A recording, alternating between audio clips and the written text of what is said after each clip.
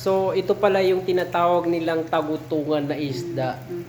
Masarap sa larang. Masarap to ate, no? Masarap sa larang. Oo, masarap sa Larang. larang. Sa lutong larang, ganon? Lutong Oo. larang. Yan, tinatanggal yung balat tapos Tinatanggal. hihimayin. Bago tanggalin yung tinik, no? Mm. Delikado rin to, mga tinik-tinik niya. So, Kasi bago himayin. ito, himayin muna. Oo. Tanggalin muna yung Tapos tinik sabay niya. Gisa. Sabay Pwede ginisa. adobuhin. Pwede adubuhin, gaw. Pwede gawing larang. Masarap talaga sa larang. Masarap sa larang, no? Yan ang mga specialty doon sa Cebu. So, bihira ka lang makakita ng isda dito, no? Walang binibenta dito sa fish market, no? Wala, hindi ako nakakita ng ganito. Hindi din ako nakakita ng isda ng ganito. For the first time ko lang. Kumbaga, isdang... Ano pangalan nito, ate? Tagutungan. Tagutungan. Tagutungan. Sa iba naman, chawan ang tawag nito. Shawan.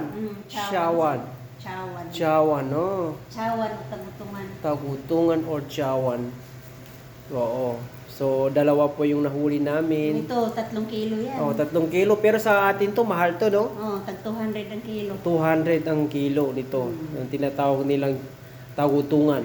Tagutungan. Yes, tama yung sinabi ko. Napakasarap nito, lalo na yung matay Wow, nito. super yummy po ito. Pag kinakain mo itong... Kala mo lang hindi makain, Oo. pero napakasarap. Napakasarap pala ito. Ito yung tinatawag nilang tagutungan. So, medyo matinik lang siya. Pero, babalatan naman madali naman siya yung balatan. Kasi pag, babalatan na yan. pag babalatan siya. Babalatan na yan. Pag nalata na yan, kusang tatanggal yung Kusang yan. matatanggal yan. Ang ganda. Sarap pala ito. Tapos Wow. himayin, puro laman na yan. Purong laman. Pero ang masarap daw dito, ate, yung niya, yung atay. Atay. Oo. Saan ba yung... Paano maano? Ayan, no? Oh, iba, ito yung mata niya. Ayan, tinan mo. Madali lang pala siya balatan. Ayan, Oo. ano na yung tinik mo. Ibig sabihin malapit na maluto. Alright.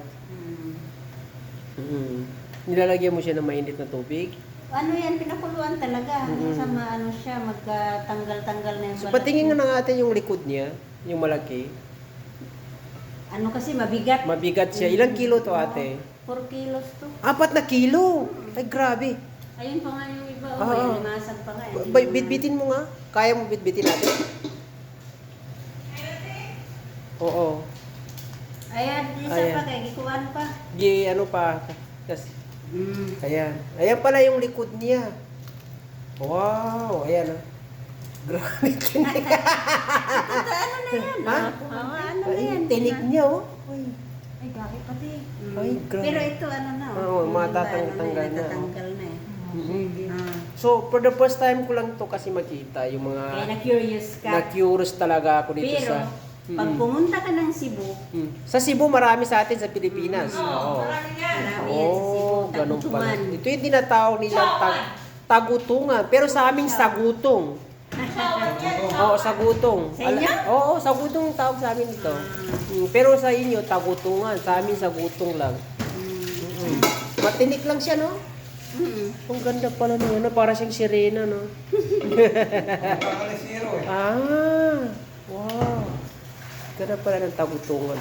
Ayan, guys. Tagutungan po ang tawag dyan. Thank you, ate. Bukas naman, Bukas, pagkain ano to, kung paano natin lutuin. I-video mo ulit Yes. kung paano lutuin. So, bukas makikita natin. Bukas pa yun. Tagal-tagal. Kasi nila, ano pa lang ito ngayon eh. Mm. Pambukas pa to na ulam eh. Yes.